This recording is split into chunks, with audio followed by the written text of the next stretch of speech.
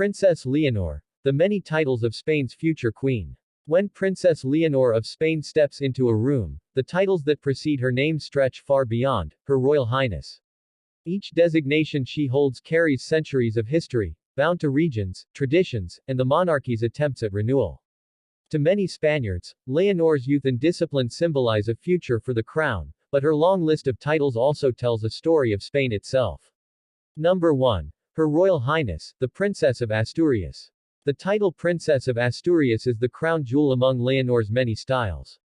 Reserved exclusively for the heir to the Spanish throne, it is the equivalent of Britain's Prince of Wales. Rooted in the Kingdom of Asturias, considered the cradle of Christian Spain, the title embodies continuity and legitimacy. For Leonor, it is both a birthright and a responsibility. Every year, she presides over the Princess of Asturias Awards in Oviedo, celebrating achievements in literature, science, and the arts. These ceremonies are not just glittering events, they are reminders that the heir must embody service to culture, intellect, and humanity. Number 2. Princess of Girona. The title Princess of Girona harks back to the crown of Aragon. Girona, a Catalan city with a complex relationship to Spanish unity, gives this title special resonance. It links Leonor to Catalonia at a time when separatist sentiment remains a political flashpoint. Leonor also presides over the Princess of Girona Foundation, which supports youth, education, and entrepreneurship. In speeches given under this title, she emphasizes hope, opportunity, and a Spain where young people feel included, an effort to bridge monarchy with modern expectations. Number 3. Princess of Viana. The lesser-known Princess of Viana connects Leonor to Navarre, once an independent kingdom. Viana itself was a medieval frontier city, tied to the dynastic unions that eventually built modern Spain.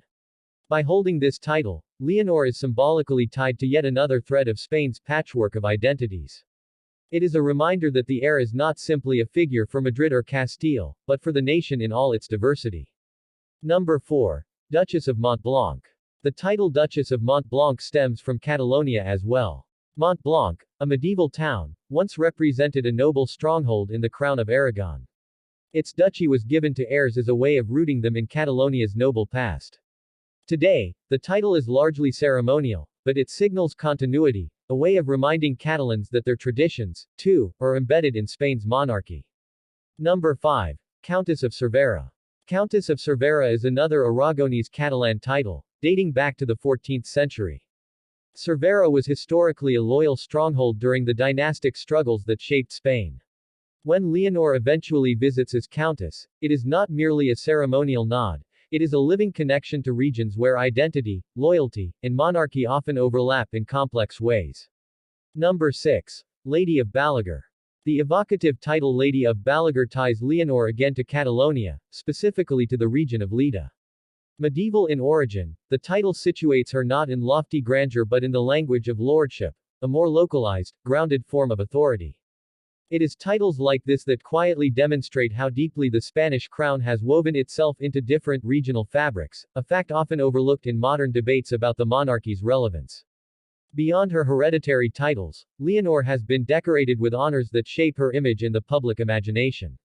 The Order of the Golden Fleece, one of the most prestigious chivalric orders in Europe, was bestowed upon her by her father. It connects her to dynastic history reaching back to the Habsburgs and Burgundian dukes.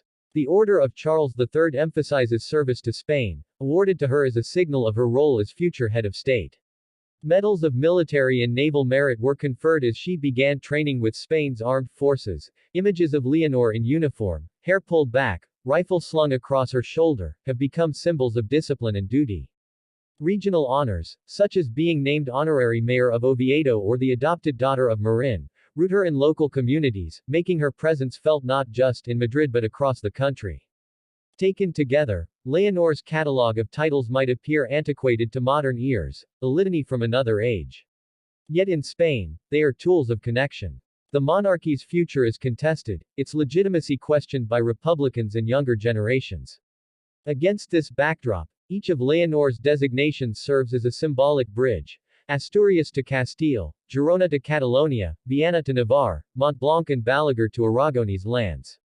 They remind Spaniards that the monarchy, for all its controversies, has long been a thread stitching together a mosaic nation. As Leonor continues her military training and takes on more public duties, her titles are no longer inert traditions. They become part of a narrative of renewal. When she presides over the Princess of Asturias Awards, she represents scholarship and culture.